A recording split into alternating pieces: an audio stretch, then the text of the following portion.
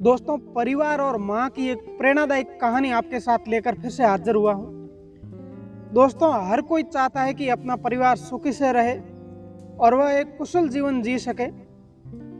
दोस्तों, अपनी ज़िंदगी में कभी भी पैसों का घमंड मत करना, क्योंकि परिवार के आगे पैसे की कीमत जीरो है। परिवार के लोग साथ रहते हैं तो बड़ा आनंद आता है, और कभी कभार एक दो लोगों के कहने पर परिवार बिखर जाता है और सब लोग अलग अलग हो जाते हैं। दोस्तों, परिवार साथ में रहने का आनंद एक अलग ही होता है, यह आप सबको पता ही होगा। ऐसे ही एक कहानी लेकर मैं आपके साथ आया हूँ। कहानी बड़ी मोटिवेशनल प्रेरणादायक कहानी है। दोस्तों, इस कहानी को अगर आप पूरा सुनोगे तो आपका परिवार जिंदगी में कभी भी नहीं बिखरेगा और न ही आप परिवार से अलग होने की सोचोगे। दोस्तों, एक माँ और 3 भाई और एक बहन की एक कहानी है। बड़ी ज्ञानवर्धक, शिक्षावर्धक कहानी है। हो सके तो आप इस कहानी को शुरू से लेकर अंत तक पूरा जरूर सुनिएगा और आपके परिवार को भी सुनाइएगा। यह कहानी आपको एक प्रेरणा देकर जाएगी कि परिवार में साथ रहने से क्या फायदा होता है।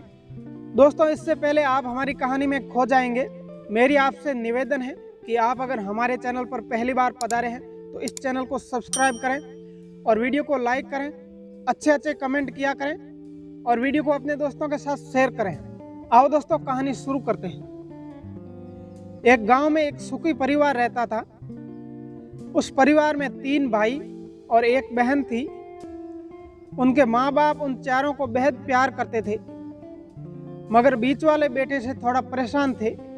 बड़ा बेटा पढ़ लिख कर डॉक्टर बन गया था और छोटा बेटा भी पढ़ लिख कर इंजीनियर बन गया था, मगर बीच वाला बेटा बिल्कुल गंवार और आवारा किस्मत का था।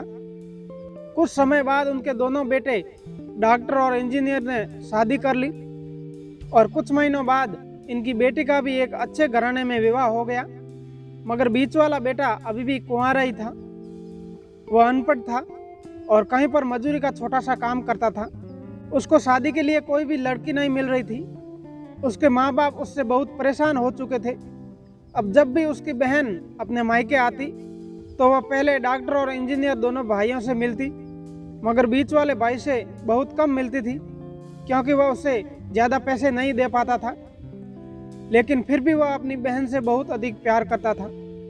कुछ समय बाद उनके पिताजी की बीच वाले बेटे की शादी किए बिना ही मृत्यु हो गई। उनकी माँ ने सोचा कहीं अब किसी के मुंह से बंटवारे की बात निकले, इसलिए अपने ही गांव में एक सीधी सादी लड़की से मझले बेटे की शादी करवा दी। शादी होते ही न जाने क्या हुआ, अनपढ़ बेटा मन लगाकर काम करने लगा और पहले से कहीं ज़्यादा मेहनत भी करने लगा। अब कोई भी पुराना दोस्त उसको खेलने कूदने के लिए बुलाने आते तो वह मना कर देता। एक दिन उसके डॉक्टर और इंजीनियर भाई ने सोचा कि यह तो गंवार है और अनपढ़ है, हम इससे कहीं ज़्यादा पैसे कमा लेते हैं, इसलिए अब हमें बंटवारा कर लेना चाहिए। माँ के लाख मना करने के बाद भी दोनों बेटों ने बंटवारे की तारीख तय कर दी और उन्होंने अपनी बहन को भी बुला लिया। तभी उनका गंवार भाई कहता है कि तुम लोग बंटवारा कर लो, मुझे जो बचे वो दे देना या ना देना, मैं शाम को आकर अंगूठा लगा दूंगा। तभी उसकी बहन कहती है, अरे बेवकूफ़, तू तो हमेशा बेवकूफ़ ही रहेगा, ज़मीन का हिस्सा तो आमने सामने बैठकर होता है। और उसकी माँ भी उसे काम पर जाने से रोकती है। उसी वक्त वकील भी वहाँ आ जाता है और कहता है कि आपका सारा हिस्सा मिलाकर 10 बीघा ज़मीन है और एक मकान है। अब ये बताओ किसको कितना हिस्सा देना है, मैं उसी हिसाब से कागज़ बना दूंगा।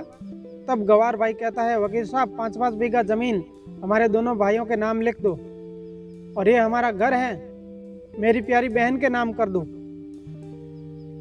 तब दोनों भाई पूछते हैं कि तुम अपने हिस्से में क्या लेगा।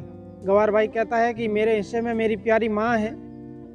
वह अपनी माँ की तरफ मुस्कुराते हुए कहता है, क्या माँ मैंने गलत कहा? उस गंवार और अनपढ़ की पत्नी अपनी सास से लिपट कर कहती है, माँ से बड़ी वसीयत क्या होगी मेरे लिए।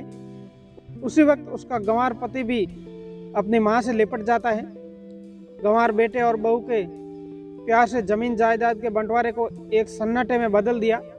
तभी बहन अपने गंवार भाई के गले लगकर लिपट गई और रोते हुए कहती है कि माफ़ कर दो भैया, मैं आपको सम्मान नहीं दे सकी। तभी उसका भाई कहता है, मेरी प्यारी बहन, इस घर में जितना अधिकार हमारा है उतना ही तुम्हारा भी है। और रही बात बंटवारे की, तो बंटवारा नहीं करने से जीवन खत्म तो नहीं हो जाएगा। क्यों करते हैं हम बंटवारा? क्या हम एक साथ मिलकर नहीं रह सकते? जैसे हम बचपन में मिलकर खेलते रहते थे, एक साथ मिलकर रहने को ही जीवन कहते हैं। एक अच्छा परिवार और उसके परिवार को संभालती है एक माँ।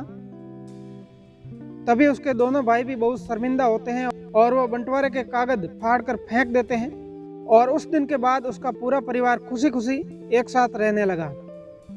दोस्तों, अगर ये आप परिवार में बैठ के कहानी सुनाओगे तो आपका परिवार जिंदगी में कभी नहीं बिखरेगा। दोस्तों, आज की कहानी यहीं तक थी। मिलते हैं अगली कहानी में। जय हिंद।